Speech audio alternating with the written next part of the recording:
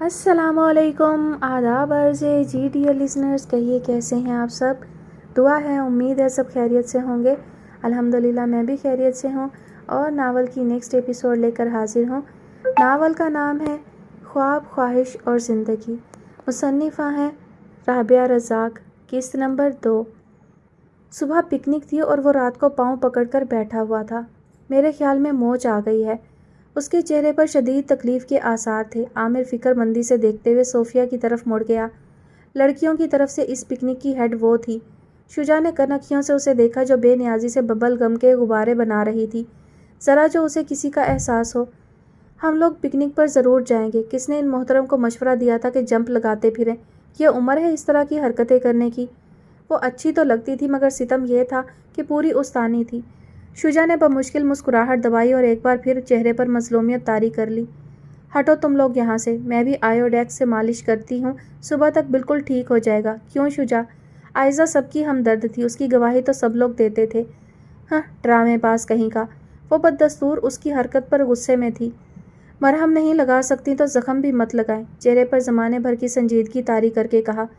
صوفیہ کیا بدتمیزی ہے، کبھی کسی کی پریشانی کا خیال کر لیا کرو۔ فائزہ نے فوراً سے پیشتر کلاس لی جو وہ اکثر لیا کرتی تھی، اور گھر بھر کی لاڈلی صوفیہ تو ان عنایتوں کی عادی تھی، اس لیے ذرا سی دیر کے لیے بھی اس کے چہرے کے تاثرات نہیں بدلے۔ اوکے، ہم کل ضرور جائیں گے، میں صبح تک بالکل ٹھیک ہو جاؤں گا ان محترمہ کی خاطر۔ آخری جملہ اس نے بہت ادا سے کہا۔ وہ ایک دم اس کی طرف مڑ گئی۔ آپ بہت بڑے ڈرامے باز ہیں، اس طرح کے ڈرامے کرنے کی کیا ضرورت ہے آپ کو متاثر کرنے کے لیے؟ وہ بہت مزے سے بولا تو کمرے میں موجود سارے نفوس صرف مسکرا کر رہ گئے۔ اس سے زیادہ ریئیکٹ کرتے تو صوفیہ کے ہاتھوں ایک آدھ ضرور ضائع ہو جاتا۔ میں نہیں جاؤں گی، وہ حسب عادت واک آؤٹ کر گئی تھی، مگر سب کو پتہ تھا اگلی صبح وہ سب کچھ بھول کر ان کے ساتھ شامل ہوگی۔ اس کے جانے کے بعد شجاع اچھل کر کھڑا ہو گیا۔ پاؤں کی موچ کے آثار تک نہیں تھے اس کے چہرے پر۔ فائزہ نے بڑے ہونے کا فائدہ اٹھاتے ہوئے اس کی گردن پکڑ لی تھی۔ تم انتہائی خبیث آدمی ہو۔ عامر اس کی شرارت میں برابر کا حصہ دار تھا۔ یہ ڈرامہ تو صرف صوفیہ کو زج کرنے کے لیے کیا گیا تھا، جس کے ساتھ اس بات کی شرط لگی تھی کہ لڑکے چاہیں تو کچھ بھی کر سکتے ہیں، یعنی لڑکیوں کے پروگراموں کو آسانی سے ملیا میٹ کر سکتے ہیں۔ شہر کے پوش علاقے میں یہ گھر جس کا نام بیت السکون تھا، صرف نام کا ہی بیت السکون نہیں تھا بلکہ اس کے مکین بھی اس نام کی تشریح کرتے نظر آتے تھے۔ 2 بھائی اس کے اوپر نیچے کے پورشن میں مقیم تھے، جبکہ تیسرا بھائی اپنے حصے میں بیوہ بہن کو رہنے کی اجازت دے کر خود عرصہ دراز سے شارجہ میں مقیم تھا۔ بیت السکون کے پچھلے حصے میں ہر وقت دھما چوکڑی مچی رہتی۔ یوں تو بیت السکون کے سارے بچے اب شعور کی دہلیز پر قدم رکھ چکے تھے، مگر ان کی شرارتیں اور زندگی سے بھرپور حرکتیں کبھی کبھی اس یقین کو ڈگمگانے لگتیں۔ صوفیہ کو اکلوتی ہونے کا اعزاز حاصل تھا، وہ لاڈلی چہیتی بھی تھی۔ ماموں کے پاس رہنے کا اضافی فائدہ تھا۔ بچپن میں باپ کی شفقت اور محبت سے محروم ہو گئی تھی۔ ماں نے بہت چاہا کہ وہ اس طرح کے ناز و نام میں نہ پلے جو آگے چل کر اس کی شخصیت پر اثر انداز ہو، مگر بیت السکون میں ان کے 2 بھائیوں نے ان کی ایک نہ چلنے دی۔ شوہر کے انتقال کے بعد راحت بیگم کے معاشی حالات کچھ عرصے کے لیے دگرگوں ضرور ہوئے تھے، جب ان کے شوہر کے بزنس کا شیرازہ بکھر گیا تھا، اور پھر صوفیہ کے مستقبل کو سامنے رکھ کر انہوں نے خود ہی ہمت کی اور ایک نئے روپ میں خود کو ڈھالا۔ بھائیوں کی مدد سے بزنس کی شد بدھ حاصل کی اور دونوں گارمنٹ فیکٹریوں کی دیکھ بھال کے لیے سرگرم ہو گئیں۔ مخالفت کا سامنا تو سسرال والوں کی طرف سے رہا، مگر ان کا حوصلہ کم نہ ہوا، اور زندگی اس ڈگر پر چل نکلی جہاں انہوں نے کام اور صرف کام کو اپنی ترجیحات بنا لیا۔ اور پھر وقت بدلتے دیر نہیں لگتی۔ انسان عزم و حوصلے کے ساتھ اگر کسی راستے کا تعین کر لے تو سفر کی ہر دشواری ختم ہو جاتی ہے۔ آج وہ اسی مقام پر کھڑی تھی جہاں ان کی زندگی کی مثال دی جاتی تھی۔ ایسے میں اگر صوفیہ ہٹ دھرم اور بد دماغ ہو گئی تھی تو یہ اس کا قصور نہیں تھا، بلکہ جس طرح کے حالات میں وہ پل کر بڑی ہوئی تھی، جس طرح کے معمولات بچپن سے اس کی زندگی کا حصہ رہے تھے، وہ یقیناً نظر انداز نہیں کیے جا سکتے تھے۔ ماموں ایک حد تک لاڈ کر سکتے ہیں اور ممانیاں بھی ایک حد تک خیال کر سکتی ہیں۔ اسے ماں کی کمی بارہا محسوس ہوئی۔ وہ ان کی گود میں سر رکھ کر سونا چاہتی اور وہ فائلوں میں گم ہوتی۔ وہ ان کے ساتھ گھومنے کے بہانے ڈھونڈا کرتی اور وہ اسے اپنے آفس میں ایک چیئر پر بٹھا دیتی۔ وہیں سارے کھلونے اور کھانے پینے کی چیزیں آ جاتی اور اس کا شوق ہوا ہو جاتا۔ لیکن جب وہ سمجھداری کی عمر میں داخل ہوئی، وقت اور حالات کی نزاکت کو سمجھنا شروع کیا، تو پھر خود بخود بے چین دل کو قرار آ گیا۔ اسے اندازہ ہوا کہ ماں کی ذمہ داری کس قدر بڑی ہے اور اس کی خواہشیں کس قدر چھوٹی۔ صوفیہ بدل گئی تھی، مگر اس کی معصوم سی ضد، اس کے بے نام سے غصے سے اب بھی سب پیار کرتے تھے۔ سب اسے تنگ کرتے تھے، زج کرتے تھے، مگر خیال اس سے بڑھ کر رکھتے تھے۔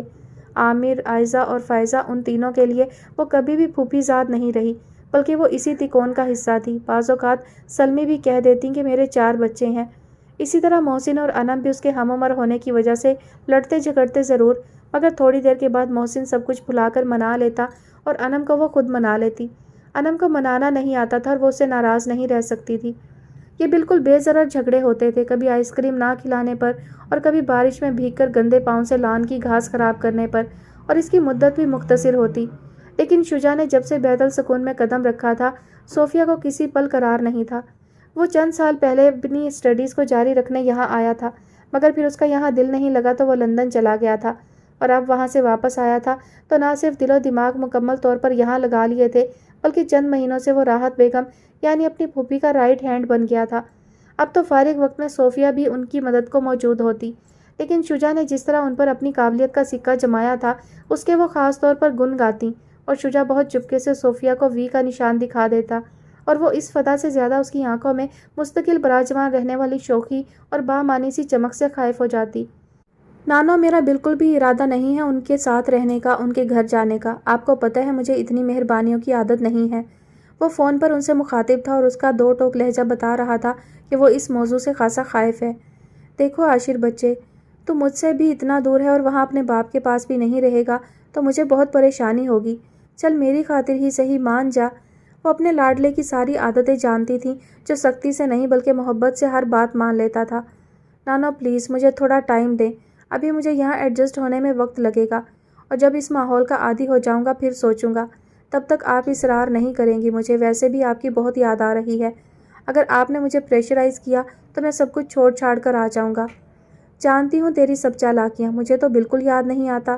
وہ نم آنکھوں کے ساتھ مسکرا دی تھی۔ وہ ان کی اولاد کی اولاد تھا، مگر انہوں نے اسے اپنی اولاد کی طرح پالا تھا، بلکہ محبت کا پیمانہ اس کے معاملے میں لبریز ہی رہا، اور یہ بھی اس کی خوش قسمتی تھی کہ وہ ان کی اکلوتی اولاد کی بھی اکلوتی اولاد تھا۔ اس کی محبت بانٹنے کے لیے کوئی نہیں تھا، اسی لیے وہ بڑے سکون سے نانو کے سایہ شفقت میں رہتا رہا، اور آج جو دور ہوا تھا تو انہیں اپنے روز و شب بوجھل محسوس ہوتے تھے۔ یوں لگتا تھا جیسے زندگی کا کوئی مصرف ہی نہیں۔ وہ عمر کے اس حصے میں کہ جب ان کا نواسا نوجوان تھا، خود بھی بہت چاق و چوبند اور باہمت نظر آتی تھی۔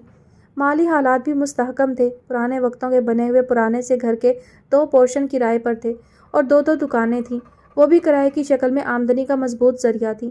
انہیں مالی پریشانی تو کبھی نہیں ہوئی، البتہ پہلا ذہنی دھچکا اس وقت لگا تھا جب کم عمری میں ہی شوہر کی رفاقت سے محرومی کا دکھ سہنا پڑا، اور دوسری بار وہ اس لمحے ٹوٹ گئی تھی جب انہوں نے سنا کہ شمائلہ طارق کے ساتھ خوش نہیں ہے اور وہ طلاق چاہتی ہے۔ ان کی بیٹی طبعاً خودسر اور خود پسند ضرور تھی، مگر انہیں اس حد تک اندازہ نہیں تھا کہ طارق کے ساتھ باہمی رضامندی سے جوڑا جانے والا یہ رشتہ اتنا ناپائیدار ثابت ہوگا۔ شمائلہ نے اپنی آزادی کی خوشی منائی اور انہیں عاشر عباس نے ایک نئے رشتے کی زنجیر سے باندھ دیا۔ راجہ طارق محمود نے یہ فیصلہ عاشر عباس کی بھلائی کے لیے کیا تھا کہ وہ اپنی ماں کے زیر سایہ رہے، مگر ماں نے اپنی زندگی کو بچے کے دائرے میں قید کرنے کی بجائے نئے سفر کی ٹھانی۔ تب راجہ طارق محمود بھی کسی نئی منزل کی تلاش میں تھے، اور عاشر عباس کو اس لمحے وہ مشفق گود میسر آ گئی جس کی پراسرار سی کشش آج بھی اس کے اندر توانائی دوڑا دیتی تھی۔ وہ اپنے لمبے چوڑے وجود کے ساتھ اب بھی ان کی گود میں سمانے کی کوشش کرتا تھا، تب ان کا نرم لہجہ اس کی سماعتوں میں رس کھولنے لگتا۔ پتہ ہے بچے، میری خواہش ہے تو جتنا قد آور ہے اتنا ہی تیرا ظرف بھی بلند ہو۔ اکثر قد آور لوگ اندر سے بونے ہوتے ہیں، خود بھی مشکل میں رہتے ہیں اور دوسروں کے لیے بھی مشکلیں کھڑی کرتے ہیں، لیکن تو میرا بیٹا ہے، تجھے مشکلیں سمیٹنی ہے۔ اللہ نے تجھے زندگی کی ہر نعمت سے نوازا ہے، قد، بت، آنکھیں، چہرہ، اور سب سے بڑی بات تیرا مہربان دل۔ کبھی اس کی ناشکری نہیں کرنا اور اس کا شکر ادا کرنا کہ سب سے اچھا طریقہ یہ ہے کہ اپنی ذات کو دوسروں کے لیے کارآمد بنا، یہاں تک کہ تیرے ماں باپ بھی اس کا حق رکھتے ہیں۔ اور میرے ماں باپ نے میرے حق کا کیا کیا؟ وہ کبھی کبھی الجھ جاتا۔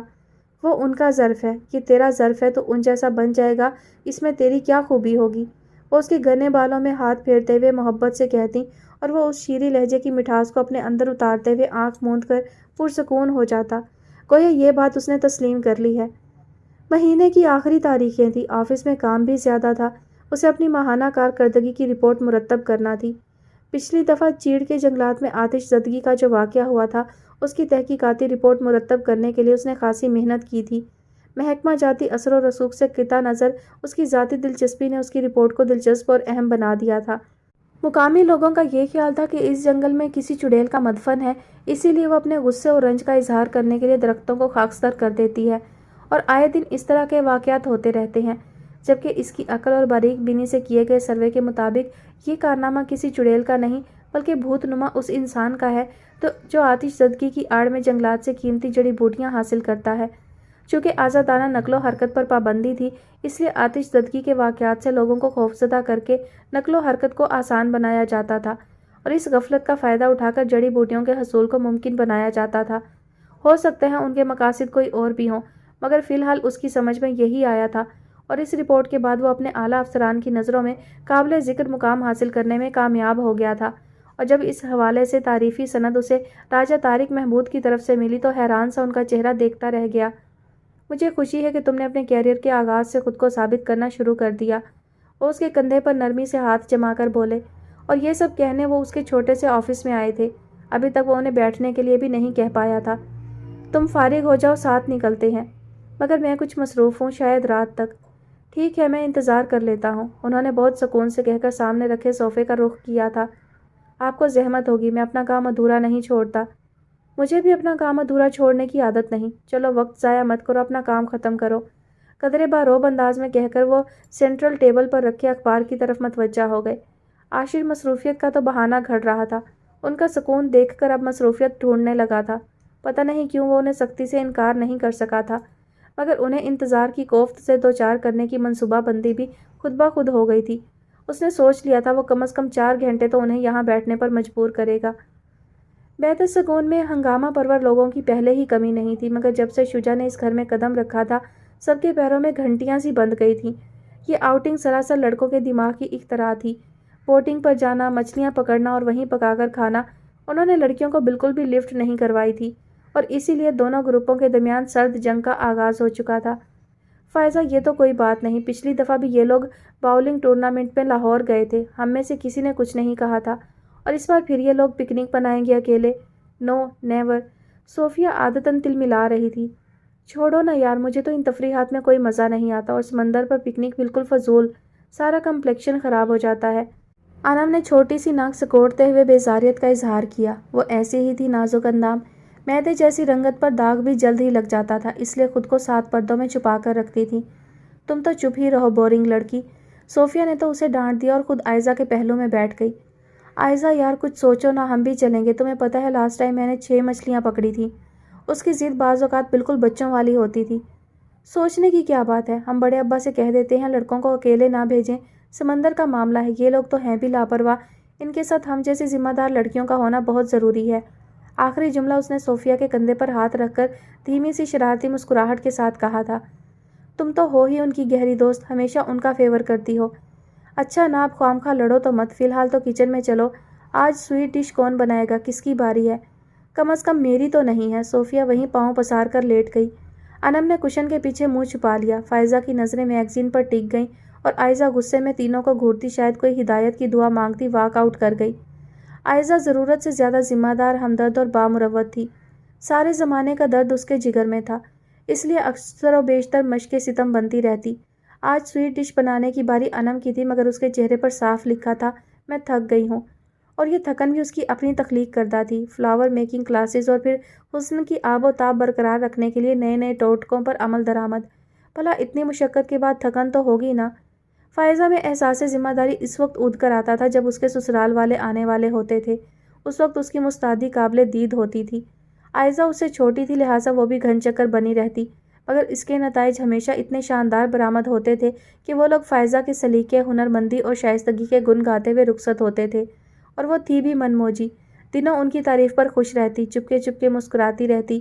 آج کل اس کی شادی کی تیاریاں بھی ساتھ ساتھ چل رہی تھیں، اور اگر کبھی باری ہوتی صوفیہ کی تو پھر شور و ہنگامہ زیادہ ہوتا اور کام کم۔ کبھی اس کی کلائی جل جاتی، کبھی ہاتھ پر چھینٹے پڑ جاتے، تو کبھی 2-4 پلیٹوں کا زمین بوس ہو جانا یقینی ہوتا۔ اس سب کے باوجود تائی جان نے شیڈول میں کسی قسم کا رد و بدل نہ کرنے کا تہیہ کیا ہوا تھا، یہ بھی ان کی تربیت کا ایک انداز تھا۔ وہ باری باری ساری لڑکیوں کو کچن کے معاملات سے آگاہ کرنے کی ذمہ داری بخوبی انجام دے رہی تھیں۔ تایا ابا کی طرف سے تو پکنک کی اجازت مل گئی تھی، مگر تائی امی کی ڈکٹیٹرشپ کہاں جاتی؟ سب کے ارمانوں پر ان کی ایک ہی بات سے پانی پھر گیا۔ ان کو اپنا آپ سنبھالنا آتا نہیں، مچھلیاں پکڑیں گی، کوئی ضرورت نہیں ہے پانی کی سیر ویر کو جانے کو۔ عائزہ اور فائزہ کی مجال نہیں تھی اپنی والدہ محترمہ کے حکم سے سرتابی کی، البتہ صوفیہ منہ بسوڑتے ہوئے ان سب میں آگے ہو گئی تھی۔ امی اتنے دنوں سے ہماری کوئی آؤٹنگ نہیں ہوئی، جاؤ جا کر اپنی زمینوں کا چکر لگا آؤ، مگر ادھر سمندر و مندر کی طرف جانے کی ضرورت نہیں، وہی مرغے کی ایک ٹانگ، زمینوں پر آج کل گھاس بھی نہیں کھود سکتے، کیا فائدہ جانے کا؟ اس کی بڑبڑاہٹ واضح تھی۔ تبھی شجاع نے داخلی دروازہ عبور کر کے لاؤنج کی پراسرار سی خاموشی کا جائزہ لیا اور قریبی کشن پر ٹک گیا۔ کوئی اسپیشل کلاس چل رہی ہے آپ لوگوں کی؟ ہاں، یوگا کی، آپ بھی جوائن کریں نا؟ انم نے بے ساختہ پھول جھڑی چھوڑی تھی۔ نا جی، مرنا ہے کیا؟ پائے دعوے میں آپ لوگوں کی عزت افزائی ملاحظہ کر سکتا ہوں؟ وہ صوفیہ کے چہرے پر نظریں جما کر بولا۔ عزت افزائی ہوگی ہمارے دشمنوں کی، جواب بھی ویسا ہی تھا۔ اس نے بمشکل مسکراہٹ چھپائی اور چہرہ تائی امی کی طرف موڑ لیا۔ تائی امی، مسئلہ یہ ہے کہ مچھلیاں پکڑیں گے ہم اور پکائے گا کون؟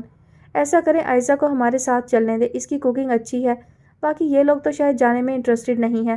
وہ بڑے رازدارانہ انداز میں ان سب سے مخاطب تھا۔ سب سمجھتی ہوں تم لوگوں کی چالاکیاں، حد ہو گئی، ایک کے بعد دوسرا سفارش لے کر آ گیا۔ تائی امی بھی اپنی انوکھی سوچ پہ خود کو داد دے رہی تھی اور شجاع کی نظریں صوفیہ سے جا ٹکرائیں جو اس کی تواضع پر خوب محظوظ ہو رہی تھی۔ تائی امی، مجھے کیا ضرورت ہے ان کی سفارش کرنے کی؟ ان کو ساتھ لے جانے سے بہتر ہے ہم لوگ رشیدہ کی بیٹی فرزانہ کو لے جائیں، کام تو طریقے سے کر لے گی۔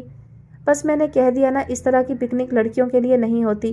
شجاع بالوں میں ہاتھ پھیرتے ہوئے ان کی طرف مڑ گیا۔ دیکھو، میں نے تو اپنا کام کیا نا، اب تم لوگوں کی قسمت۔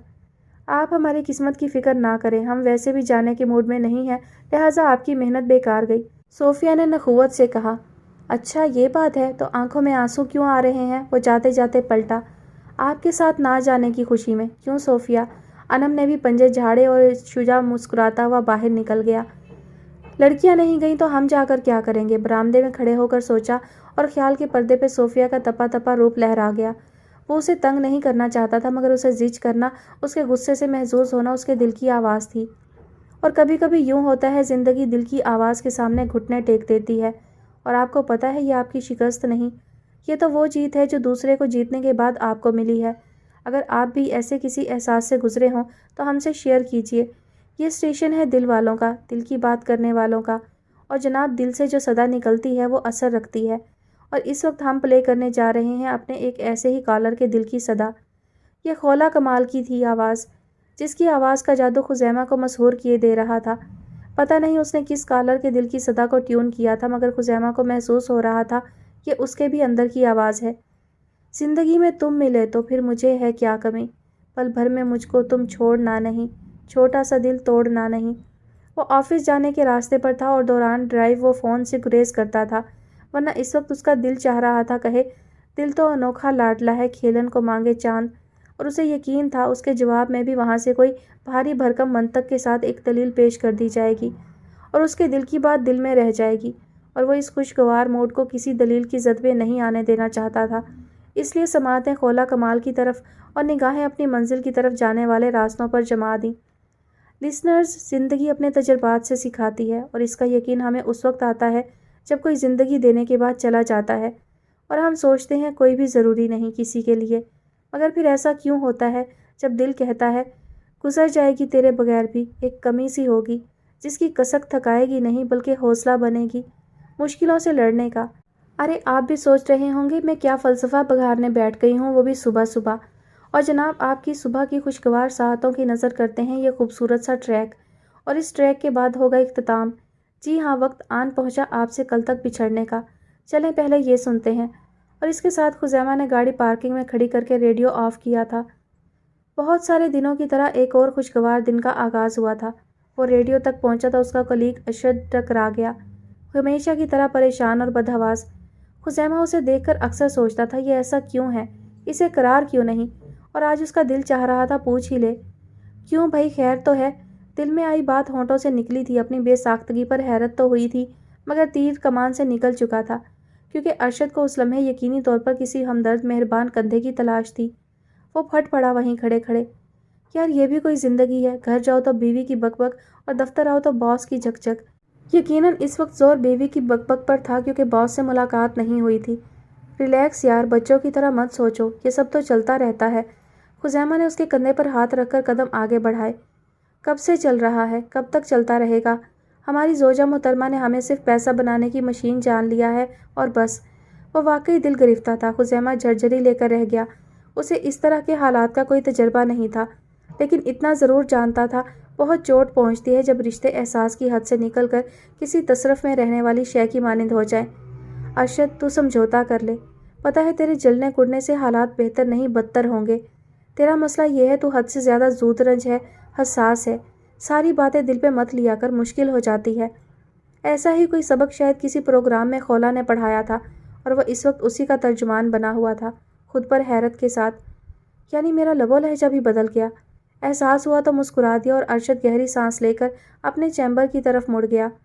ہفتے کا آغاز تھا اور بہت سارے کام تھے، اس لیے وہ اپنی ساری سوچوں کو طاق میں ڈال کر اپنے روم کی طرف مڑ گیا۔ لیکن ان تھوڑے سے دنوں میں اس نے جانا تھا، جو لوگ دھیان کے رستوں پر ہمسفر ہوتے ہیں ان کی موجودگی بارے گراں نہیں ہوتی۔ ان کے ہونے سے نہ کام متاثر ہوتا ہے نہ صلاحیت۔ وہ پتہ نہیں کیوں سلیمانی ٹوپی پہن کر ساتھ ہوتے ہیں۔ خزیمہ کی سوچوں کو مرتب کرنے والی خولا کمال تھی۔ ایک آواز، ایک احساس، یہ سب سے بڑا سچ تھا۔ راجہ طارق محمود کو کوئی انتظار کروائے یہ جرأت ان کے بیٹے کے علاوہ اور کس میں ہو سکتی تھی؟ انہیں عاشر عباس کے کمرے میں بیٹھے ہوئے 1 گھنٹہ ہو چکا تھا اور اس کی مصروفیت کا عالم یہ تھا کہ وہ سر اٹھا کر دیکھنے سے بھی گریز کر رہا تھا۔ اس دوران اس کا پین 2 دفعہ کافی سے تواضع کر چکا تھا۔ کمرے کی فضا میں ٹھہرا ہوا سکوت اس بات کا گماس تھا کہ یہاں آنے والے کئی گھنٹوں میں بھی کسی گفتگو کے ہونے کا کوئی امکان نہیں۔ راجہ طارق محمود کو اپنے تحمل اور عاشر عباس کو اپنی ہٹ دھرمی پر رشک آ رہا تھا، اور وقت ان دونوں پر اپنی حاسد نظریں جمائے اس لمحے کا منتظر تھا جب باپ بیٹا ایک دوسرے کے مد مقابل آ کر فطرت کے طے شدہ اصولوں سے منکر ہو جائیں، اس رشتے سے انکاری ہو جائیں جس کی کشش نے اس لمحے دونوں کو اپنے حصار میں گھیر رکھا تھا۔ نہ بیٹے کی تربیت ایسی تھی جو باپ کو کمرے سے نکل جانے کا حکم دیتی، اور نہ باپ اتنا انا پسند تھا کہ بیٹے کی ضد کو باعث توہین محسوس کر کے واپس پلٹ جاتا۔ تقدیر کہیں نہ کہیں دونوں کے راستے ہموار کر رہی تھی، وہ راستے جو آج سے کئی سال پہلے خاردار جھاڑیوں سے اٹ گئے تھے، ضد اور ہٹ دھرمی کی خاردار جھاڑیوں سے، متضاد رویوں کے نوکیلے کانٹوں سے۔ سر، آپ خواہ اپنا قیمتی وقت ضائع کر رہے ہیں، میں آپ کے ساتھ نہیں جا سکوں گا۔ بالآخر عاشر نے ہی اس سکوت کو توڑا۔ اسے یقین ہو چکا تھا کہ یہ جو شخص پورے تم طراق سے اس کے سامنے براجمان ہے اپنی بات منوانے کے ہر ہنر سے واقف ہے، لیکن اس کے باوجود وہ کچھ سوچنا چاہتا تھا، مگر مقابل بیٹھی ہستی کا سحر اتنا بھی بے اثر نہیں تھا کہ اس کے خیالات کی رو بھٹک جاتی۔ فی الحال تو اسے راجہ ہاؤس نہ جانے کے ارادے پر قائم رہنا تھا۔ برخوردار، وقت تو آپ کا بھی بہت قیمتی ہے جسے آپ کافی دیر سے ضائع کر رہے ہیں، یہ تو کوئی اچھی علامت نہیں۔ وہ مسکرائے تھے، بظاہر اخبار میں گم ہونے کے باوجود اس کی ایک ایک حرکت اور چہرے پر آنے والی ہر کیفیت سے محظوظ ہو رہے تھے۔ اس کی شہد رنگ آنکھوں میں واضح طور پر تحریر تھا کہ وہ انہیں زج کر رہا ہے۔ پھر تو وقت ہم دونوں کا قیمتی ہوا، بہتر ہے کہ ایک دوسرے کی مصروفیات میں خلل نہ ڈالا جائے۔ میں یہاں بہت سکون سے ہوں، پھر میری جاب ایسی ہے کہ مجھے کبھی بھی حاضر ہونا پڑتا ہے۔ میں یہاں جاب اس لیے نہیں کر رہا کہ صبح دفتر آؤں اور شام کو چھٹی کے بعد فطرت کے نظاروں سے محظوظ ہونے نکل جاؤں۔ میں اس کام سے بھرپور انصاف کرنا چاہتا ہوں۔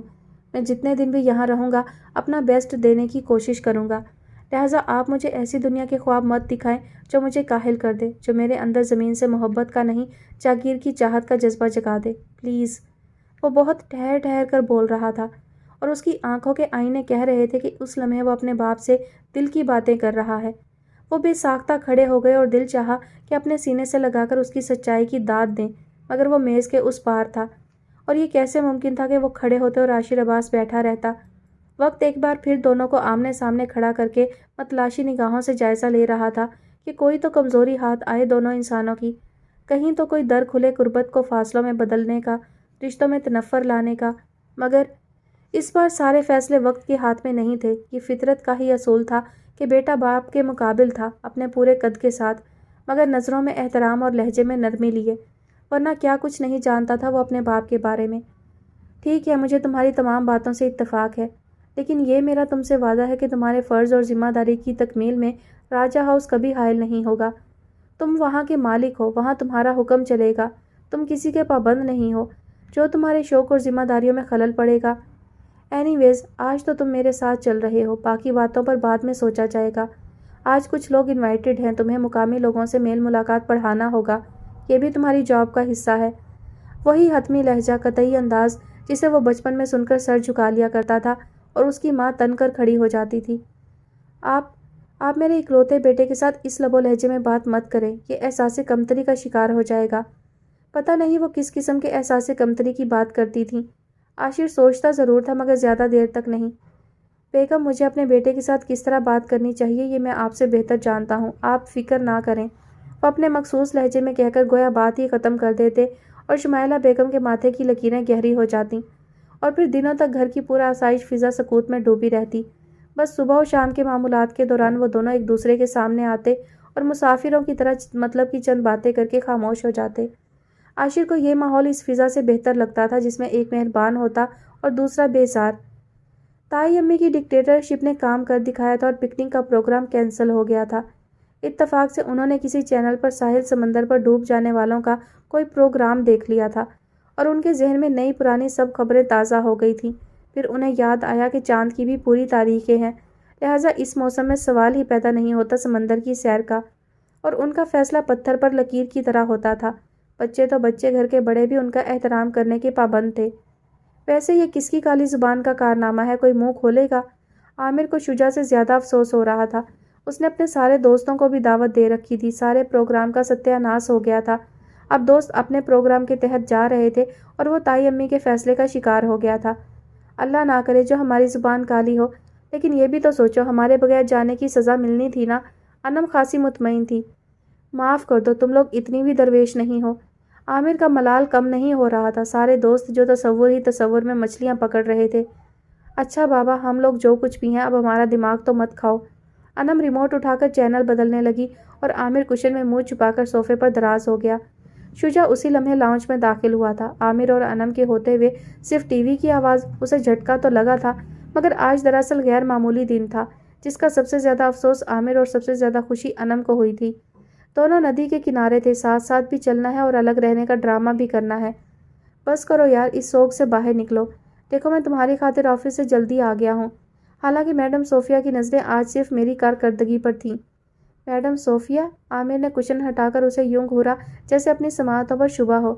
جی ہاں، ان کے باپ کے آفس میں ہمارا حال کچھ ایسا ہی ہوتا ہے۔ ان کے باپ کا نہیں، وہ ماں کا آفس ہے۔ وہی، بہرحال وہاں محترمہ شیرنی بنی رہتی ہیں، پنجے ونجے بھی مارتی ہوگی۔ کہاں کہاں نشان ہے؟ عامر اٹھ کے اس کے قریب آ گیا اور ہاتھوں کا جائزہ لینے لگا۔ نشان تو خیر سارے یہاں محفوظ ہیں۔ اس نے دل پر ہاتھ رکھ کر مسکراہٹ بکھیری۔ گن گن کر بدلے لوں گا، تم فکر نہ کرو۔ اللہ تمہیں اس کا اجر دے گا۔ اس کی خفگی تفریح کے کسی نئے پروگرام پر عمل درآمد کے بعد ہی ختم ہو سکتی تھی۔ چل نہ ختم کر اب یہ صدمہ، ایک دو دن میں شکار کا پروگرام بنائیں گے۔ ابھی مجھے یہ بتا، تو کبھی راحت آنٹی کے سسرال والوں سے ملا ہے؟ شجاع نے اس کے قریب بیٹھتے ہوئے سنجیدگی سے پوچھا۔ تو کیوں پوچھ رہا ہے؟ خیر تو ہے؟ وہ مکمل اس کی طرف متوجہ ہو گیا۔ انم بھی ٹی وی بند کر کے ان کے پاس آ گئی۔ کیا ہوا؟ پھر کوئی مسئلہ ہوا ہے؟ ابھی مسئلہ ہوا نہیں ہے، لیکن مجھے کوئی گڑبڑ لگتی ہے کہیں۔ راحت آنٹی کا سب سے بڑا پرابلم ہی یہ ہے، وہ کچھ بتاتی ہی نہیں، حد سے زیادہ انٹروورٹ ہیں، اور ان کی بیٹی گوری میزائل۔ شجاع کے چہرے کی سنجیدگی آخری جملے پر ختم ہو چکی تھی۔ فی الحال تیرا مسئلہ گوری میزائل ہے، راحت آنٹی کی خاموشی، یا پھر ان کے سسرال والے؟ عامر قدرے پریشان ہو گیا تھا۔ شجاع کو یہاں آئے زیادہ عرصہ نہیں ہوا تھا، لیکن عامر کے لیے اس طرح کا اظہار تشویش نظر انداز کیے جانے کے قابل نہیں تھا۔ راحت بیگم کے سسرال والے بیت السکون کی نئی نسل کے لیے ہمیشہ سوالیہ نشان رہے۔ صوفیہ کو بہت کم عمری میں ان کی طرف جانے سے روک دیا گیا تھا۔ راحت بیگم کا یہ فیصلہ صوفیہ کے لیے کبھی کبھی تکلیف دہ بھی ہوتا تھا۔ وہ احتجاج بھی کرتی تھی، مگر اس کی ماں نے جس طرح کی پرمشقت زندگی اس کی خوشگوار زندگی کے لیے گزاری تھی، یہ سب دیکھنے کے بعد وہ احتجاج کے راستے سے واپس پلٹ آتی تھی۔ وہ اگر راحت بیگم کے ساتھ اکیلی رہ رہی ہوتی تو شاید آج مسائل کا انبار دونوں ماں بیٹی کی زندگی میں ہوتا، مگر بیت السکون نے اگر راحت بیگم کی راہ کے کانٹے سمیٹ لیے تھے تو صوفیہ کو بھی عدم تحفظ کا شکار نہیں ہونے دیا تھا۔ اسے باپ کی طرف کے خونی رشتوں کی کمی محسوس تو ہوتی تھی، مگر ماؤں کی محبت ہر احساس کو زائل کر دیتی تھی۔ اب تجھے کیوں چپ لگ گئی؟ عامر نے کندھا ہلا کر اسے متوجہ کیا۔ یار میں یہ سوچ رہا ہوں گڑبڑ کس کے دماغ میں ہے؟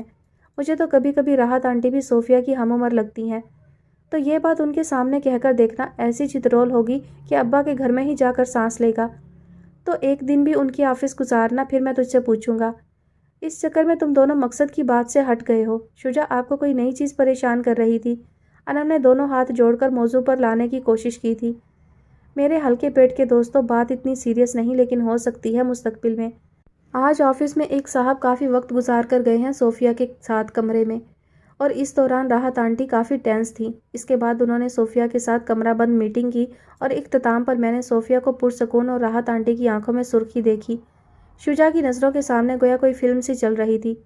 ओ मेरे ड्रामा राइटर, इस सारे किस्से में तो तेरा सवाल कहीं पीछे ही रह गया।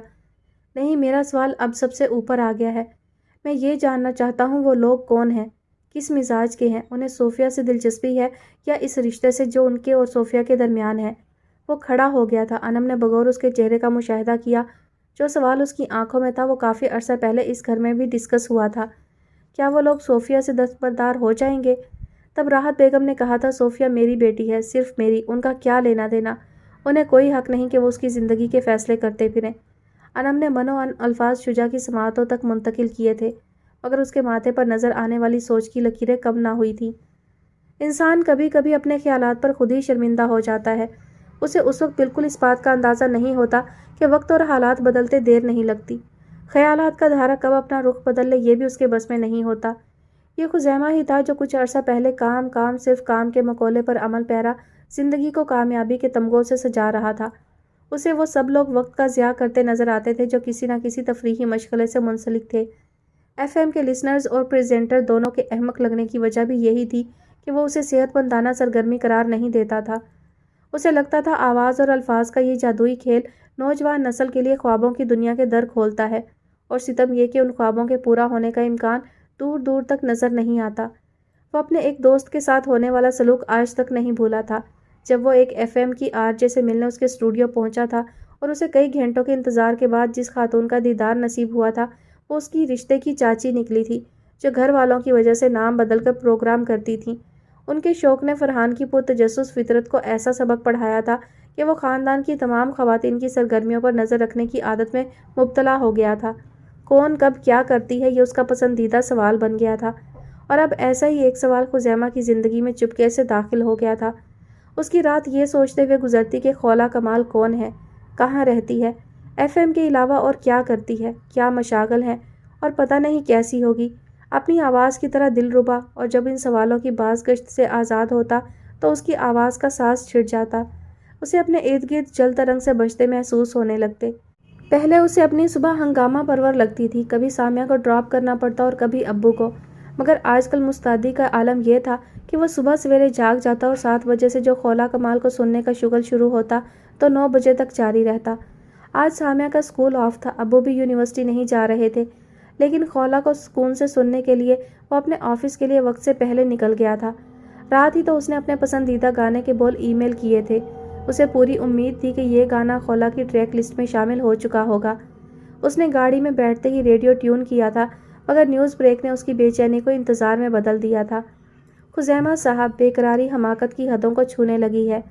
जिसे देखा नहीं, जाना नहीं, उसके लिए खुद को हल्कान करना कहाँ की अक्लमंदी है।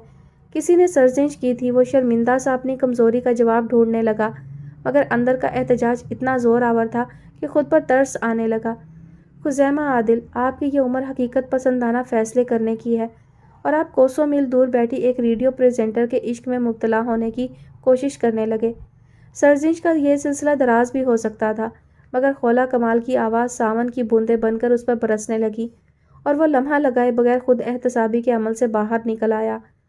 लिसनर्स, हम अपनी ज़िंदगी में खुशियाँ तलाश करने के लिए पता नहीं क्या कुछ करते रहते हैं, लेकिन अपनी ज़िंदगी से काश का लफ्ज़ अलग नहीं करते। काश यूँ ना होता तो ये हो जाता, और इस तरह की कई बातें।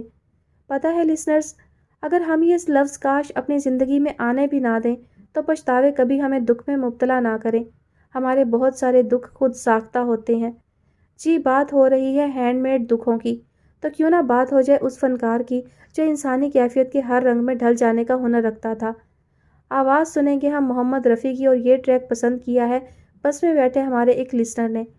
खुज़ैमा आदिल का दिल उस वक्त यूँ उछलने लगा था जब गाने के ये बोल उसकी समातों से टकराए थे। मैंने पूछा चाँद से कि देखा है कहीं। वो गाना सुनने में इस कदर भी महव नहीं था कि उसे ओवरटेक करने वाली जीप ना नज़र आती, जो ज़रा सा आगे जाकर गैर मतवाज़न हो गई थी اور برج کی کنکریٹ دیوار سے ٹکرا گئی تھی۔ اس نے بروقت بریک لگا کر خود کو روکا تھا اور صد شکر کہ اس کے پیچھے آنے والی گاڑیاں بھی فاصلہ رکھ کر چل رہی تھیں، ورنہ حادثے کی ایک لمبی قطار کسی اخبار کے رپورٹر کی منتظر ہوتی جو یقیناً اس مصروف شاہراہ پر سب سے پہلے خبر لینے کا اعزاز حاصل کر لیتا۔ میرے خیال سے ہمیں جانا چاہیے، دونوں کو کافی چوٹیں آئی ہیں۔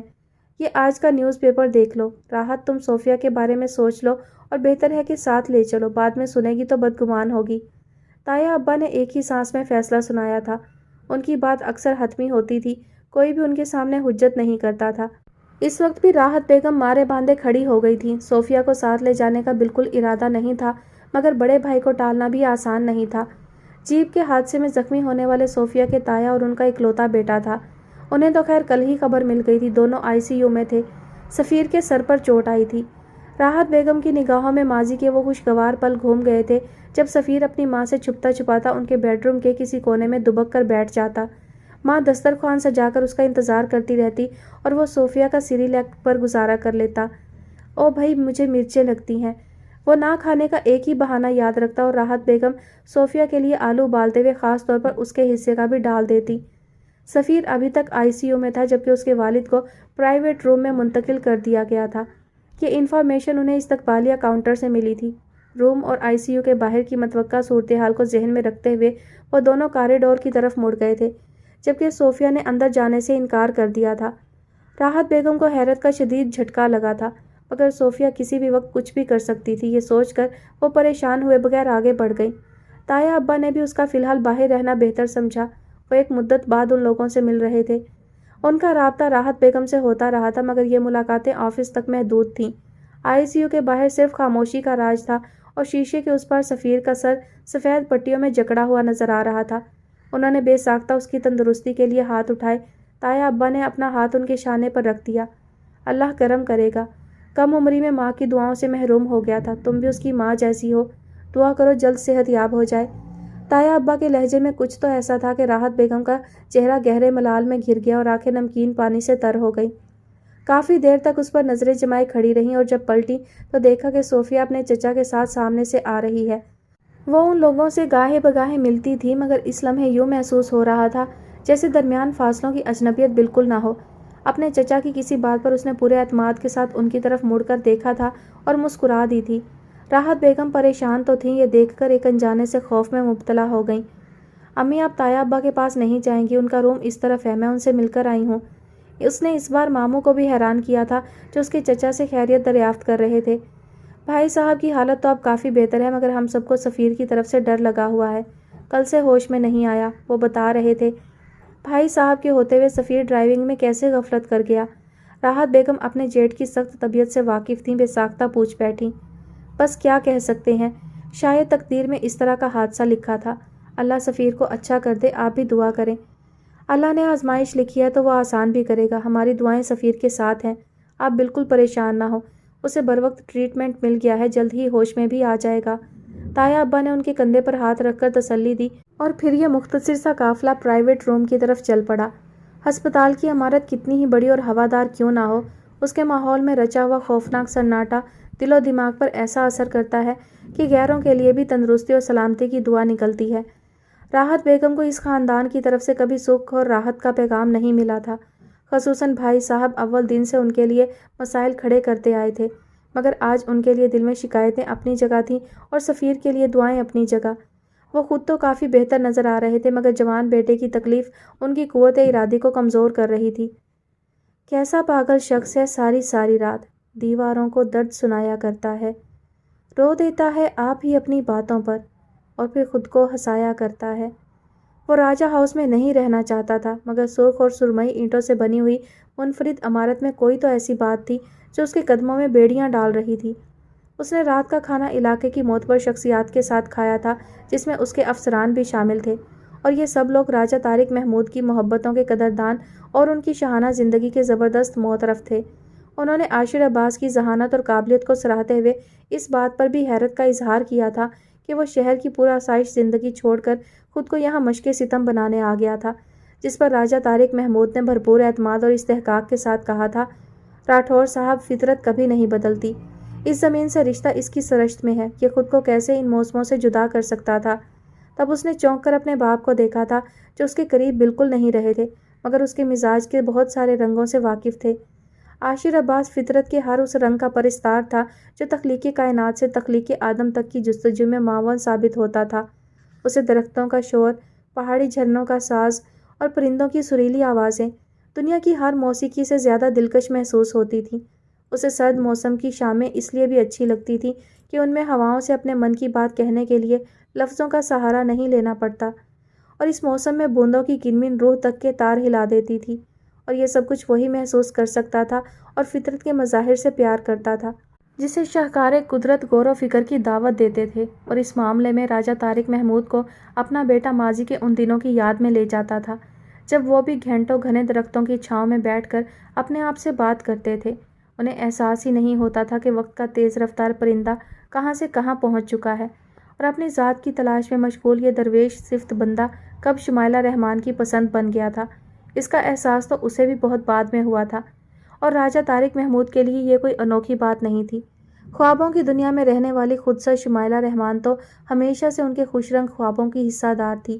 اپنی ذات کا ادھورا پن اس وقت مکمل ہوتے محسوس ہوتا تھا جب اسے خود میں شامل کر کے دیکھتے تھے، اور پھر وہ ان کی ذات کا حصہ بھی بنی، مگر اپنی بے چین فطرت سے مجبور تھی، اس لیے نارسائی کا دکھ دیتے ہوئے ذرا بھی پشیمان نہیں تھی۔ بیٹے سے قربت کی سرشاری میں جانے کیوں وہ شمائلہ رحمان کی بے وفائی کے بارے میں سوچنے بیٹھ گئے تھے۔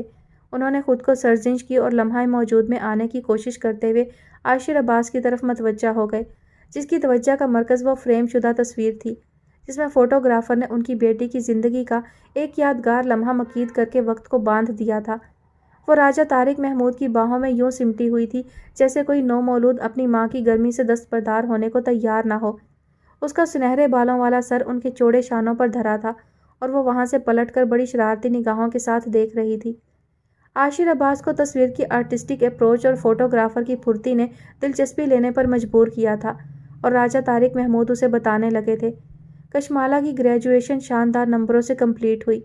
وہ اس کالج کی پہلی پاکستانی لڑکی تھی جس نے 2 سبجیکٹس میں فل مارکس لیے تھے۔ ہم سب کے لیے یہ فخر کی بات تھی۔ تب ہم نے پاکستانی کمیونٹی کے ساتھ یہ کامیابی شیئر کرنے کے لیے ایک پارٹی دی تھی۔ وہ اور بھی بہت کچھ بتا رہے تھے مگر عاشر عباس کی سوئی جانے کیوں کامیابی پر اٹک گئی تھی۔ اسے اب تک اکیڈمک لائف میں ہمیشہ آؤٹ اسٹینڈنگ اسٹوڈنٹ کا ٹائٹل ملا، مگر وہ ہمیشہ ہر مقابلہ جیت کر دم لیتا تھا، مگر اس کی نظروں نے کبھی حاضرین کو اس امید کے ساتھ نہیں دیکھا کہ وہاں اس کا کوئی اپنا ہوگا۔ وہ پوزیشن ہولڈر تھا۔ اس کے اعزاز میں نانوں نے اس کا فیورٹ کھانا بنایا تھا۔ پارٹی تو اس کا پرسکوت چہرہ تصویر کے مقابل تھا، مگر زاویہ نگاہ کسی اور سمت منتقل ہو چکا تھا۔ راجہ صاحب فون سن لیجئے۔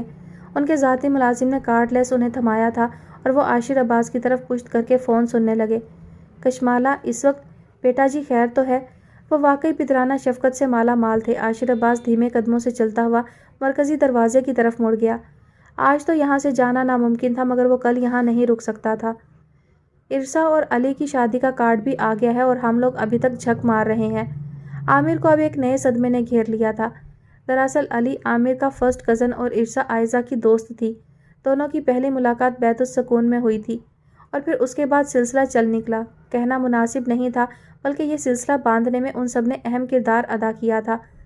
ارسا بیچاری تو ابھی شادی کے لیے بھی تیار نہ تھی۔ یار تم لوگ سمجھنے کی کوشش کرو، مجھے ابھی شادی کی ذمہ داری نہیں اٹھانا، وہ احتجاج کرتی۔ تم سے کون کہہ رہا ہے ذمہ داری اٹھاؤ، شادی کرو، گھومو پھرو، انجوائے کرو۔ یہ مشورہ صوفیہ نے دیا تھا۔ اسے زندگی یوں ہی سہل لگا کرتی تھی۔ بقول محسن ہماری صوفیہ فکر نہ فاقہ۔ دیکھو ارسا، ایک نہ ایک دن تو شادی کرنی ہے اور پھر زندگی میں علی جیسے لوگ مقدر سے ملتے ہیں۔ وہ بہت ڈیسنٹ ہے، تمہاری کیئر کرتا ہے، تم سے پیار کرنے لگا ہے۔ اگر اس وقت شادی نہ ہوئی تو وہ کہیں اور کرنے پر مجبور ہو جائے گا۔ وہ اپنے گھر میں سب سے بڑا ہے۔ عائزہ نئے سرے سے اس کو سمجھانا شروع کرتی اور ارسا کے چہرے کی ہی جانی کیفیت سکون میں ڈھلنا شروع ہو جاتی۔ وہ کتنا ڈیسنٹ ہے وہ تو تم نہ ہی کہو۔ بہت دیر کے بعد مسکراہٹ نمودار ہوتی۔ کیوں، بہت تنگ کرتا ہے، سونے نہیں دیتا؟ عائزہ کو اس کے چہرے کے روپہلے رنگ مزہ دے جاتے، اور اب تو خیر اسے تنگ کرنے کی سند مل گئی تھی۔ شادی ارسا اور علی کی تھی لیکن بیت السکون میں تیاریوں کا یہ عالم تھا کہ کوئی شام بازار میں گزارے بغیر نہ گزرتی۔ سارا جھگڑا موسم کا تھا، نہ سرد نہ گرم، اور اس موسم میں لباس کا انتخاب کم از کم انم اور صوفیہ کے لیے ایک مشکل مرحلہ تھا، اور اس دفعہ تو صوفیہ کے لیے خریداری بھی عائزہ کو کرنا پڑ رہی تھی۔ وہ آج کل ہسپتال میں مصروف تھی اور پھر جو وقت گھر میں گزرتا وہ اتنا قلیل ہوتا کہ اس میں صوفیہ کو شاپنگ پر آمادہ کرنا ایک مشکل مرحلہ۔ حادثہ بیت السکون میں نہیں ہوا تھا لیکن اس کے اثرات یہاں بھی محسوس کیے جا سکتے تھے۔ راحت بیگم پریشان تو تھیں مگر کسی گہری سوچ نے انہیں تھکنے پر مجبور کر دیا تھا۔ صوفیہ کا تو ٹائم ٹیبل ہی بدل گیا تھا۔ وہ بلا ناگہ ہسپتال جا رہی تھی اور اس بار اس کی خود سری راحت بیگم کو تو تکلیف دے ہی رہی تھی۔ وہ اپنے کسی ماموں کے دباؤ میں نہیں آ رہی تھی۔ اس کا اپنے تایا کی عیادت کے لیے جانا، سفیر کے لیے پریشان ہونا فطری تھا، لیکن جو حالات اور فاصلے دونوں خاندانوں کے درمیان رہے تھے ان کی وجہ سے رابطہ بڑھانا اور خصوصاً صوفیہ کا انوالو ہونا تشویشناک ہوتا جا رہا تھا۔ راحت بیگم نے اسے سمجھانے کی کوشش کی تھی۔ امی آپ مجھے کیوں ایک زخمی کی عیادت سے روک رہی ہیں؟ آپ خود ہی تو کہتی تھی یہ ثواب کا کام ہے، مجھے بھی کرنے دینا۔ اس کی بھی اپنی ہی منطق ہوتی تھی۔ میں تمہیں منع نہیں کر رہی لیکن تمہارا روز جانا مناسب نہیں، اور پھر تم اکیلی کیوں چلی جاتی ہو؟ وہ نہایت تحمل سے بولی۔ وہ عمر کے اس موڑ پر کھڑی تھی جہاں ذرا سی سختی اس کے لیے نقصان دہ ثابت ہو سکتی تھی۔ اس کا جھکاؤ اپنے ددیالی رشتہ داروں کی طرف ہو گیا تھا اور اس موقع پر راحت بیگم کی سختی اس کے رویے میں منفی تبدیلی لا سکتی تھی۔ شاید اسی ڈر کی وجہ سے وہ اسے نہ روک پا رہی تھی اور نہ اسے یہ سمجھا پا رہی تھی کہ آج وہ لوگ تم سے محبت کا اظہار کر رہے ہیں، جو تمہاری ماں کو تعظیم دے رہے ہیں، کل انہی لوگوں نے تمہارے باپ کے مرنے کے بعد تمہیں اس حال کو پہنچا دیا تھا کہ تم دودھ مانگتے مانگتے سو جاتی تھی، تمہارے آنسو خشک ہو جاتے تھے، تب تمہارے تایا اپنے بچے کے ٹوٹے ہوئے کھلونے تمہارے آگے ڈھیر کر دیتے تھے، اسی بچے کے جو آج ہاسپٹل بیڈ پر پڑا ہے۔ تم کبھی نہیں مانو گی لیکن تم نہیں جانتی یہ لوگ دراصل تمہاری زندگی چاہتے ہی نہیں تھے۔ وہ اس کے چہرے پر نظریں جمائے بہت دور نکل گئی تھیں۔ ان کا اپنا چہرہ اندرونی اضطراب کے باعث سرخ ہو چلا تھا اور آنکھوں کے سرخ ڈورے مزید گہرے ہو گئے تھے۔ صوفیہ بے اختیار ان کے پاس چلی آئی اور ہاتھ تھام لیے۔ امی آر یو اوکے؟ ہاں میں ٹھیک ہوں۔ وہ صوفے پر بیٹھ گئی۔ آپ ٹھیک ہی تو نہیں ہیں، میں دیکھ رہی ہوں آپ کسی الجھن میں ہیں۔ کل آپ نے آفس سے بھی چھٹی کر لی تھی۔ وہ ان کے سامنے گھٹنے ٹیک کر بیٹھ گئی تھی۔ اس کی بڑی بڑی سیاہ آنکھوں میں اپنے لیے تفکر کے سائے انہیں شانت کر رہے تھے۔ صوفیہ ان کی دلی کیفیت سے بے خبر نہیں تھی، ان کے لیے یہی کافی تھا۔ تمہارا روز روز جانا تمہارے ماموں کو بھی اچھا نہیں لگتا، انہوں نے رسان سے کہا۔ امی ہم کب تک یہاں رہیں گے؟ اس نے اچانک الٹا سوال کیا تھا۔ کیا مطلب یہاں رہیں گے؟ امی دیکھیں نا، اب آپ بزنس وومن ہیں، اسٹرانگ بزنس وومن، آپ کا اتنا بڑا سرکل ہے، میں بڑی ہو گئی ہوں، ہم لوگ الگ اکیلے رہ سکتے ہیں نا؟ وہ ایک نئے مطالبے کے ساتھ کوئی اور ہی صوفیہ لگ رہی تھی۔ تم پاگل تو نہیں ہو گئی ہو؟ ہم کیوں اکیلے رہیں گے؟ اپنوں کے درمیان جو تحفظ مجھے اور تمہیں میسر ہے وہ کہیں اور نہیں مل سکتا۔ تم بچی تھی، مجھے تمہاری فکر کم تھی، اب تم جوان ہو چکی ہو، اب میں اپنی فکر خود کر سکتی ہوں۔ صوفیہ فضول باتیں مت کرو، میری نرمی کا فائدہ مت اٹھایا کرو، جن باتوں کو تم جانتی نہیں ان پر بحث نہ ہی کرو تو ہم دونوں کے لیے بہتر ہے۔ وہ قطعیت سے کہہ کر کھڑی ہو گئیں۔ امی پتہ نہیں کیوں بہت ساری باتیں اب میں جاننا چاہتی ہوں اور میں یہ بھی نہیں چاہتی کہ میری زندگی کا ہر فیصلہ ماموں کریں۔ وہ رخ موڑ کر کھڑی تھی اور اس کا لہجہ ہر طرح کی مروت سے عاری تھا۔ صوفیہ! وہ شاید زندگی میں پہلی بار اس پر چیخی تھی۔ انہیں اپنی آواز کی باز گشت دیر تک سنائی دیتی رہی تھی اور صوفیہ ماں کے خطرناک تیور محسوس کر کے خاموشی سے باہر چلی گئی تھی۔ اور اب یہ شجاع کی قسمت کہ وہ جو پھوپھی کی تلاش میں ان کے پورشن کی طرف آیا تھا سیڑھیوں پر بیٹھی صوفیہ سے ٹکرا گیا۔ عجیب منظر تھا۔ اس کے گھنیرے سیاہ بال اس انداز سے اس کا چہرہ چھپائے ہوئے تھے کہ وہاں کسی زندگی کے آثار محسوس نہیں ہو رہے تھے۔ وہ گھٹنوں میں سر دیے بیٹھی تھی اور بالوں کے گچھوں نے پورا چہرہ ڈھانپ رکھا تھا۔ اس وقت تو اس چہرے کو ڈھونڈنا بہت ضروری تھا جو کسی چاند کی مانند سیاہ بادلوں کی اوٹ میں تھا۔ شجاع نے ذرا سا آگے بڑھ کر اس کے کندھے کو جنبش دی۔ ہیلو خاتون، کیا آپ زندہ ہیں؟ وہ اپنی کارروائی پوری کرنا چاہتا تھا۔ وہ دل و جاں کے قریب ہوتی جا رہی تھی۔ اس کا یہ مطلب نہیں تھا کہ اس کے سامنے موم کی طرح پگھل جاتا۔ خاتون، میں نے آپ کو پکارا ہے۔ اسے مجبوراً بالوں کی ایک لٹ کھینچنا پڑی اور صوفیہ کے بال کوئی چھو لے یہ تو ممکن ہی نہیں تھا۔ اس نے سر کیا اٹھایا تھا بلکہ کسی خونخوار بلی کی طرح پنجے بھی جھاڑے تھے۔ شجاع ایک سیڑھی مزید نیچے نہ اترتا تو یقیناً زخمی ہو جاتا۔ آپ کو بدتمیزی کے سوا بھی کچھ آتا ہے؟ اس کا رد عمل متوقع تھا۔ آپ کے سوا کچھ نظر جو نہیں آتا، بدتمیزی تو ہوگی۔ وہ دونوں بازو سینے پر لپیٹتے ہوئے مسکرایا تھا۔ صوفیہ تن کر کھڑی ہو گئی تھی۔ پہلے پنجے جھاڑے تھے اور اب کاٹنا ضروری ہو گیا تھا۔ خاتون، آپ پنجے مارنے کے علاوہ اور کیا کرتی ہیں؟ وہ بھی ہار ماننے والوں میں سے کہاں تھا۔ میں کاٹتی بھی ہوں۔ آپ راستے سے ہٹ جائیں اور پلیز آپ سیدھے سیدھے میرا نام لیا کریں، یہ خاتون واتون نہ کہا کریں۔ وہ ایک ساتھ بہت ساری باتیں کر گئی تھی اور اب سامنے کھڑی راستہ مانگ رہی تھی۔ اس کا اتنے قریب آنا بھی ستم ہی تھا۔ شجاع نے راستہ کشادہ کرنے میں ہی عافیت جانی۔ ویسے کب کاٹیں گی؟ وہ پلٹا تو صوفیہ چند قدم کے فاصلے پر جا چکی تھی۔ آپ سہ نہیں پائیں گے۔ وہ بالوں کو ہاتھوں سے سنوار رہی تھی۔ اس کی حاضر جوابی شجاع کو بے حد پسند آئی تھی۔ آپ اجازت تو دیں۔ وہ اوپر جانے کے بجائے نیچے آ گیا تھا۔ پلیز شجاع، آپ میرا دماغ نہ خراب کیا کریں، میں پہلے ہی بہت پریشان ہوں۔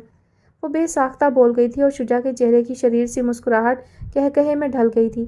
اتنے عرصے میں وہ صوفیہ کو خاصا جان گیا تھا اور پھر مگن بھی تھی، اس لیے اس کی آنکھوں کے سارے رنگ سمجھ میں آ جاتے تھے اور چہرے کی ہر کیفیت دل کے دروازے پر بھی لے جاتی تھی جہاں دستک دینا اس نے اپنا معمول بنا لیا تھا۔ اس وقت وہ پریشان بالکل نہیں تھی بلکہ پشیمان تھی، یہ اس کے چہرے پر واضح لکھا تھا۔ شجاع نے چند لمحے رک کر اس کا جائزہ لیا۔ کیا اسے ہمدردی کی ضرورت ہے؟ اس نے خود سے سوال کیا اور جواب نفی میں آیا۔ محترمہ، میرا آپ کو پریشان کرنے کا کوئی ارادہ نہیں ہے، میں تو آپ کے کزن کی خیریت دریافت کرنے آیا تھا۔ کیا حال ہے ان کا؟ وہ یکدم سنجیدہ ہو گیا اور صوفیہ نے قدرے حیرت سے اسے دیکھا۔ سفیر بھائی ٹھیک نہیں ہے، البتہ تایا جان کل گھر چلے جائیں گے۔ وہ واقعی ان کے لیے پریشان تھی۔ میں نے سنا ہے ان کے سر پر چوٹ کی وجہ سے آنکھیں بھی متاثر ہوئی ہیں۔ ڈاکٹرز کا خیال ہے ان کی نظر پر فرق پڑے گا۔ Any neuro problem? شجاع کو اس اندیکھے نوجوان سے ہمدردی ہو چلی تھی جو تیز رفتاری کی سزا کاٹنے کے لیے سوالیہ نشان بن گیا تھا۔ سر کی معمولی سی چوٹ بھی بڑی کمزوری دے جاتی ہے۔ یہ تو پھر خوفناک حادثہ تھا جس میں ڈرائیونگ سیٹ والا حصہ مکمل طور پر تباہ ہو گیا تھا۔ سر کی اتنی شدید چوٹ کے بعد سفیر کا ہوش میں آنا بھی ایک معجزہ ہی تھا، ورنہ ڈاکٹرز نے تو مایوسی کا اظہار کر دیا تھا۔ انہیں خدشہ تھا کہ وہ کوما میں چلا جائے گا، مگر یہ قدرت کی مہربانی ہی تھی کہ وہ زندہ لاش بننے سے بچ گیا تھا۔ اچھا یہ بتائیں، ابھی کوئی مصروفیت تو نہیں؟ شجاع نے فضا سازگار ہوتے دیکھ کر پوچھا۔ فی الحال تو نہیں ہے، بس کپڑے پریس کرنے تھے۔ کپڑے واپس آ کر پریس ہوتے رہیں گے۔ ہم سب لوگ طارق روڈ جا رہے ہیں۔ بہانہ تو شاپنگ کا ہے، مگر آج کا ڈنر ارسا اور علی کی طرف سے ہے۔ مگر ان کی تو ڈیٹ فکس ہو چکی ہے۔ ارے تو کیا ہوا، یہی دن تو ہیں ان کی آزادی کے۔ ایک دوسرے کے ساتھ وقت گزاریں گے اور بعد میں اپنی ان حرکتوں پر ہنسا کریں گے، جیسے ہم بھی ان حرکتوں پر خوش ہوا کریں گے۔ اسے زیادہ دیر نہیں لگی تھی اپنے جامے میں آنے کے لیے۔ صوفیہ نے بس گھورنے پر اکتفا کیا تھا۔ وہ اب تسلیم کر چکی تھی کہ باتوں میں شجاع سے جتنا اتنا آسان بھی نہیں۔ آپ لوگ چلے جائیں، میرا کوئی موڈ نہیں ہے، اور میرا موڈ آپ کے بغیر جانے کا نہیں ہے، سمجھی آپ؟ 10 منٹ میں تیار ہو کر آ جائیں، ہم سب ویٹ کر رہے ہیں۔ شجاع نے کچھ اس انداز سے کہا تھا کہ وہ حیرانی سے اسے دیکھتی رہ گئی۔ آپ مجھے آرڈر کس خوشی میں کر رہے ہیں؟ آپ کو مجھے انکار کرنے سے پہلے سوچ لینا چاہیے کہ میں کچھ بھی کر سکتا ہوں۔ آپ کے پاس صرف 10 منٹ ہیں، ہری اپ۔ وہ اب دروازے سے باہر نکل چکا تھا اور صوفیہ اس کی چوڑی پشت کو یوں گھور رہی تھی جیسے جلا کر بھسم کر دے گی۔ لیکن افسوس کہ وہ اس طرح کی قوتوں سے محروم تھی، ورنہ شجاع کے اب تک ہزاروں پتلے جلائے جا چکے ہوتے۔